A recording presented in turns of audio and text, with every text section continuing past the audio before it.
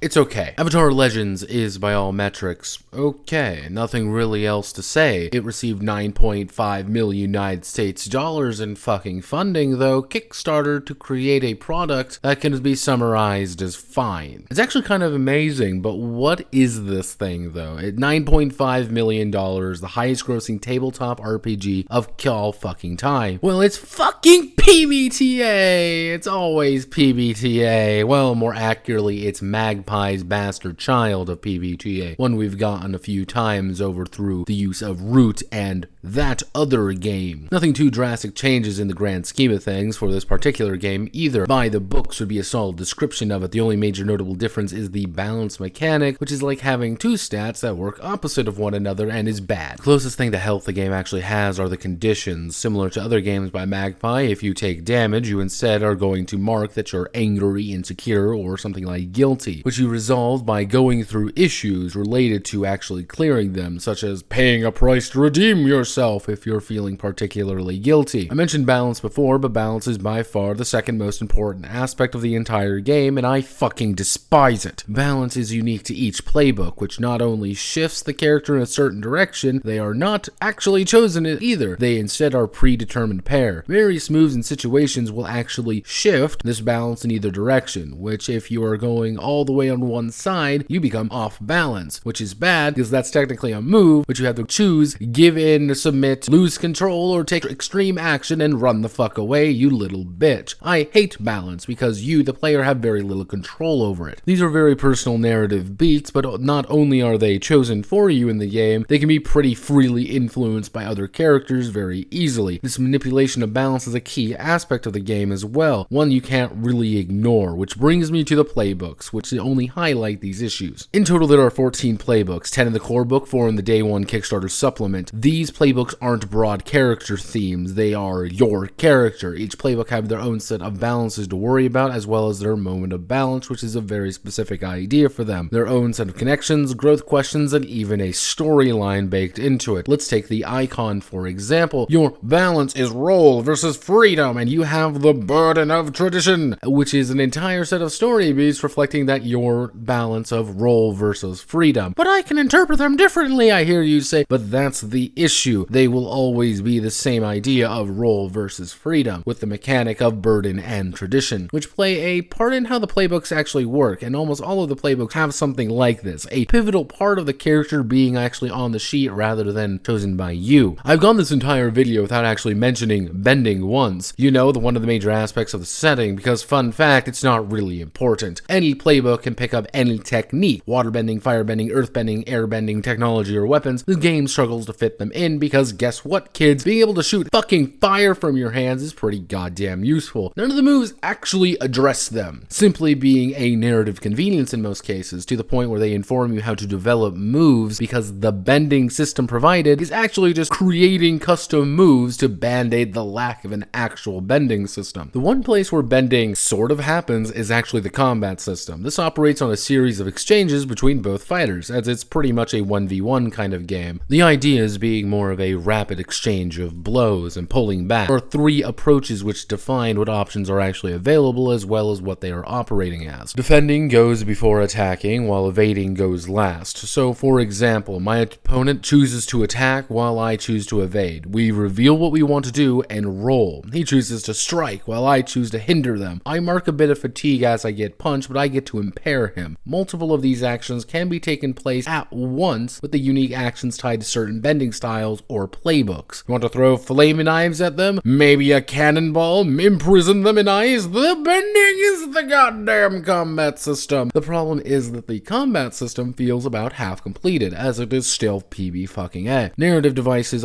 and rather than really going all in on it, there aren't many techniques to actually work with, some of them being restricted to specialized bending techniques which are quite possible to fail to acquire. Go blood bending. Overall, Avatar Legends is a glorified fan book. It's designed and written to appeal to fans because fans want it. It's an Avatar stretch over Magpie's system rather than really having it be an Avatar game. So it's fine because Magpie's PbtA variant, which I really should give a name at this point, is fine due to being a boardroomed long enough to be okay. You can apply the lore section, which is probably 50% of the book really, to a system custom of your choice, so go nuts. My name is Notepad Anon, and this was Avatar Legends. If you like what I do here, feel free to like, comment, and subscribe. And a many thanks to the lettuce merchants who fund my extravagance.